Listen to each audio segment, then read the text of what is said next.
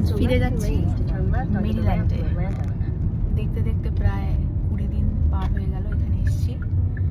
এইবারটা এখানে প্রচণ্ড মজা করেছি, কারণ সরস্বতী পুজোটা খুব ভালো কেটেছে। অনেকদিন পরে সরস্বতী পুজো পালন করতে পেরেছি, তো খুব ভালো লেগেছে। তবে একটু শরীরও খারাপ হয়েছে, কারণ টেম্পারেচার চেঞ্জ। মেরিল্যান্ডে টেম্পারেচারটা অনেক কম, আর অবার্নে টেম্পারেচারটা অনেক বেশি, কারণ এটা সাউদার্ন স্টেট অফ আমেরিকা। তো সেই টেম্পারেচার ডিফারেন্সের জন্য বেশ শরীর খারাপ হয়েছিল, বাট এমনিতে খুব খুব এনজয় করেছি। বাট 20 দিন তো শেষ, এবারে কাজে ফিরতে হবে। তো আজকে আমি রিটার্ন করছি। এখন আমরা ড্রাইভ করছি জিওর্জিয়াতে অ্যাটলান্টা এয়ারপোর্ট যাচ্ছি। এখান থেকে মেরিল্যান্ড যাব।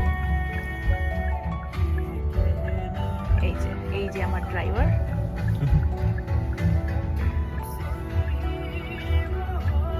এখন 1.5 ঘন্টা লাগবে, এটা আমার পার্সোনাল ড্রাইভার। এখন 1.5 ঘন্টা লাগবে পৌঁছতে। চলুন আবার আপনাদের সাথে পরে কথা হবে।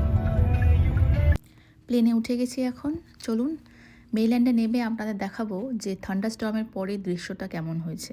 আমিও অবশ্য জানি না যে কি দেখতে চলেছি, বাট আমিও প্রথমবার দেখবো, সাথে আপনাদেরও দেখাচ্ছি। বাল্টিমোরের অবস্থাটা একটু দেখুন।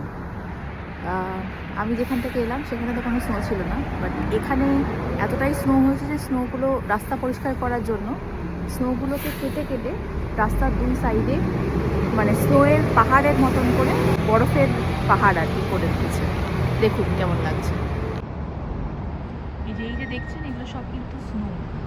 চারদিকে স্নোয়ের আর কি একটা পাহাড়ের মতন জাস্ট দেখুন, মানে কোথা দিয়ে যে হাঁটবো, পা পুরো পিছলে যাচ্ছে। কোথা দিয়ে যে হাঁটবো বুঝতে পারছি না।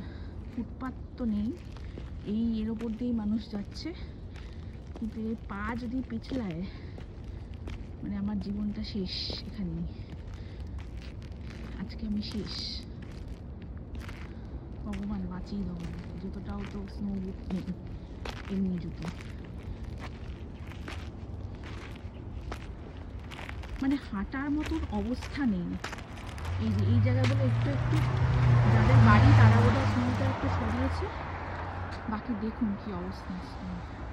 আর রাস্তা থেকে স্নোটা সরিয়েছে যাতে গাড়ি চলতে পারে, বাকি দেখুন কি অবস্থা। মাই god.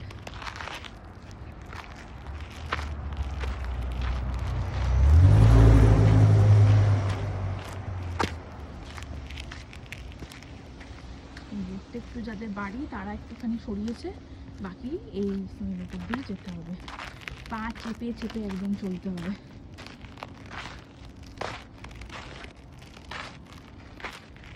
My God, this is more than an adventure.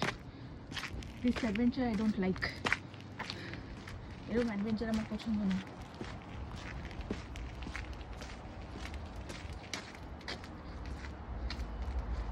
দেখুন কি অবস্থা। সকাল সকাল বেরিয়ে পড়েছি ইউনিভার্সিটি যাওয়ার জন্য। ভাবলাম কাল রাত্রে যে রাতের সিনটা আপনারা দেখিয়েছিলাম সেটাই একবার দিনের আলোয় আপনাদের দেখানো যাক। তো এই হলো দৃশ্য।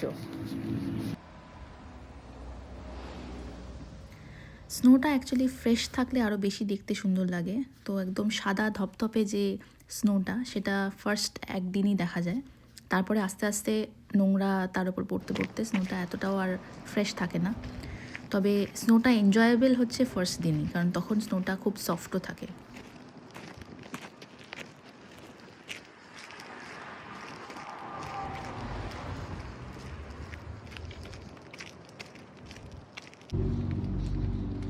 সামনে কাকু বালতি নিয়ে বেরিয়েছে স্নোগুলোকে সরাবে বলে। এই জায়গাটাই কাল রাত্রে আপনাদের দেখাচ্ছিলাম। মানে এখানে পা দেওয়ারটা খুবই ডিফিকাল্ট, কারণ এখানে কোনো রাস্তা কাটা হয়নি, তো স্নোয়ের ওপর দিয়ে হেঁটে হেঁটে যেতে হচ্ছে। তো এই জায়গাটা অ্যাকচুয়ালি খুব ডিফিকাল্ট। এইটাই হচ্ছে আমাদের ওই 4 মাথার মোড়, যেটা আমি আপনাদের প্রায় দেখিয়ে থাকি এই জায়গাটা। চলুন তাহলে আমি এইবার রাস্তাটা ক্রস করি এবং ইউনিভার্সিটির দিকে এগিয়ে যাই। আপাতত 1 মাস হয়তো এইভাবেই চলবে, কারণ এখানে টেম্পারেচার এখন -10, -15, -16 চলছে। তো এই স্নো গলার কোনো সুযোগ নেই আগামী কয়েক সপ্তাহ। তো আশা করি এরকমভাবেই চালাতে হবে কষ্ট করে। তো যতদিন স্নো আছে ততদিন এইভাবেই চলবে।